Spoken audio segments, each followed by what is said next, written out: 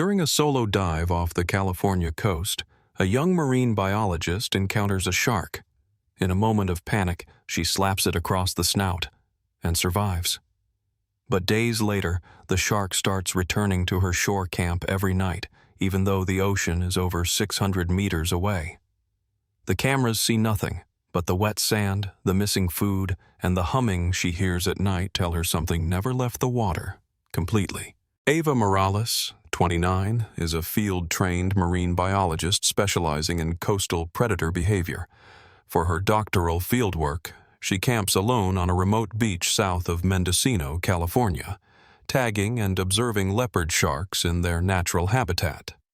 She's experienced, methodical, and used to solitude. Her setup is minimal but efficient. A canvas tent 20 meters from the tree line, solar power for basic gear, a GoPro rig, a cooler, and a kayak. Every morning at sunrise, she paddles out to a specific reef a kilometer offshore where shark activity is highest. On the fourth day, visibility in the water is low. Fog outside, haze below. She's already tagged 2 juveniles that morning and is recording data on her waterproof clipboard. That's when she feels it. The water goes still. No current, no fish, just silence. She turns. A single adult leopard shark is gliding straight toward her. Not erratic, not confused. It's deliberate. It's big, at least 2 meters. She holds her ground, knowing sudden movement could escalate the encounter, but the shark keeps coming. 15 feet, 10, 5. It doesn't veer. She has no time to retreat, no weapon, no rock, no pole. Ava raises her right hand and slaps the shark hard across its snout. Her palm stings. Saltwater surges. The shark flinches mid-swim and whips to the left, slicing a wide arc around her.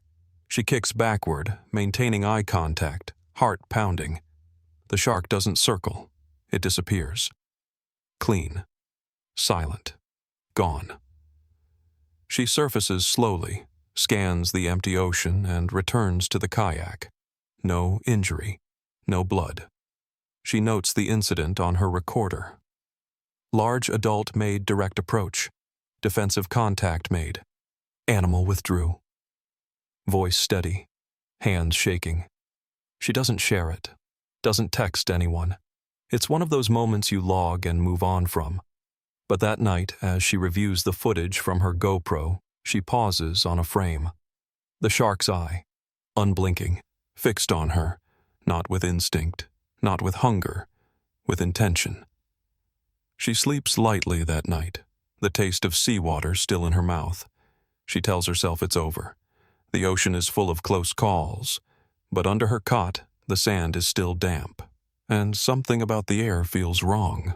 That night, the wind coming off the ocean felt heavier than usual. Not just salty. It carried something metallic, faintly sour, like the air before a lightning storm. Ava lay in her tent, wide awake. She had been listening to whale song recordings through her earbuds, but she turned them off after 3 minutes. It felt like someone else was listening too. At 3:42 a.m., she heard a sound, low, dense, steady, like something heavy being dragged across damp sand. She sat up, frozen. It wasn't wind, not a raccoon, not any animal she knew.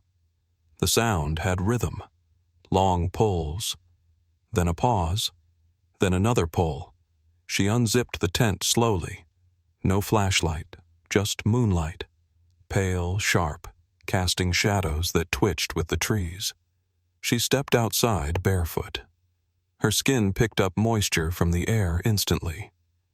Everything felt wet. The sound had stopped. The beach looked empty.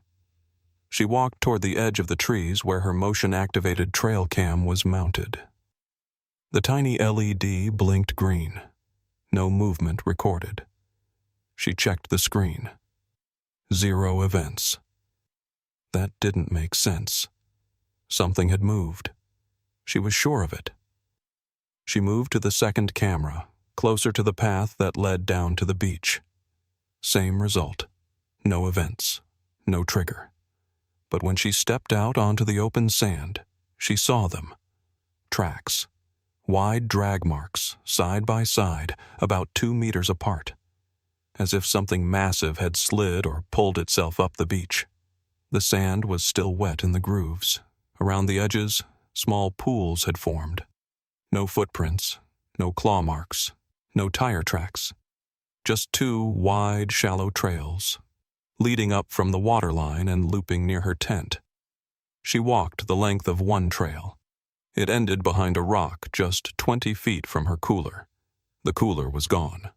No sign of struggle, no spilled contents, no broken lid. Just gone. She scanned the shore. Nothing moved. No sounds. The tide was low. The ocean sat flat and silent like a waiting mouth. She backed away slowly, heart racing, every instinct firing at once. Back inside the tent, she locked the zippers from the inside. She didn't sleep, and when the sun came up, the drag marks were gone. Smoothed by wind, erased like they had never been there. But the sand beneath her tent was damp, and the air still smelled like metal. The next night she stayed up on purpose. No music, no journal, just the dim red light of her solar lantern and the weight of silence. She sat by the tent's opening with a thermos of black coffee and a notepad in her lap. The ocean was still. The sky was clear. No wind. Just the occasional whisper of dry grass shifting along the slope. At 3:09 a.m., it started again. The same dragging. Slow. Heavy. Sand grinding under weight. She turned off the lantern. Total darkness. She waited, holding her breath. The sound moved laterally across the beach, not toward her tent, but parallel to the shoreline. Same pacing, same rhythm. She grabbed her camera and held it just outside the tent flap, snapping photos blindly. The sound stopped. She stayed still for 20 minutes. No movement. Then, without warning, a soft thud near the trees. Not a fall. More like a deliberate placement of something heavy. She turned on the lantern again. Nothing. But this time, something was different. The air was dry. The metallic scent was gone. And the sand outside had small indentations, almost like fin tips pressing down and lifting cleanly. She checked her cameras again. Nothing. 0 motion events. Battery full. Settings normal. She pulled the SD card from the main unit and loaded it into her tablet. Frame by frame, she scanned the feed. At timestamp 03:11:47, there was a flicker. 1 frame. Blurry. Motion blurred. But it was there. A dorsal fin. Not in water. In air. Tall. Rigid. Passing through the camera's frame just left of center. She stared at it for a long time. Zoomed in. The resolution broke apart under magnification, but the shape was unmistakable. It wasn't debris. It wasn't a bird. It was vertical, shiny, wet. She noted the timestamp, locked the tablet, and stepped outside again.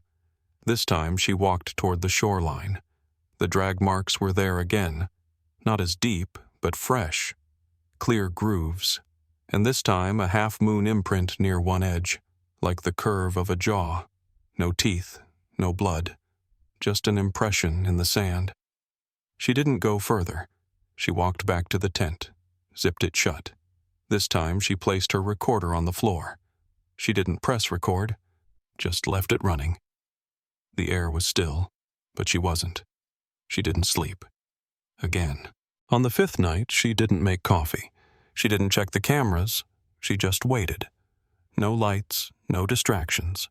Just her, the dark, and the growing certainty that something was coming. She sat with her legs crossed inside the tent, the flap slightly open.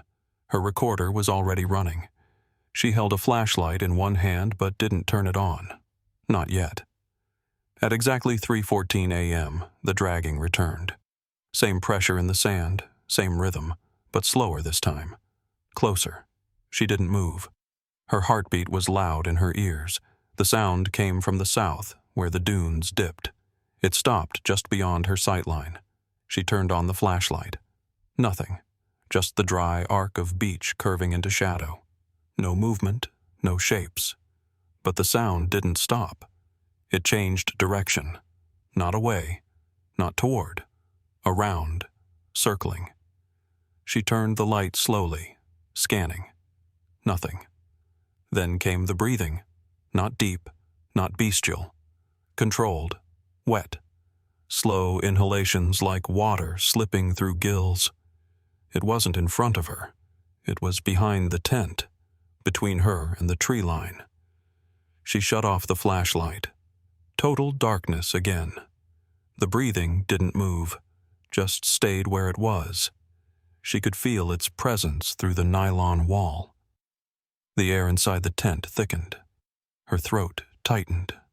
Her palm, her right palm, began to itch. The same hand that struck the shark. She reached down and felt the skin. It was hot, rough, damp. The breathing faded. No footsteps. No retreating drag. It was just gone. She waited an hour before unzipping the tent and stepping outside. The sand around her was untouched. No marks, no dents. The cooler was back, placed neatly by the fire pit, the lid unopened. But something had changed. She walked to the kayak. There was a scratch along the hull, not from coral, not from rock. One long curve, shallow but precise. The exact arc of a shark's jaw. She touched it. Her palm stung. A blister had formed across the center of her hand. No blood, just raised skin, white and tight like a salt burn. She packed by sunrise. No notes, no goodbye message. She left the cameras, left the samples, just took her bag and the tablet. By midday, she was gone. No trail, no statement. Only the tent remained, and the sound that returned the next night, even after she was gone.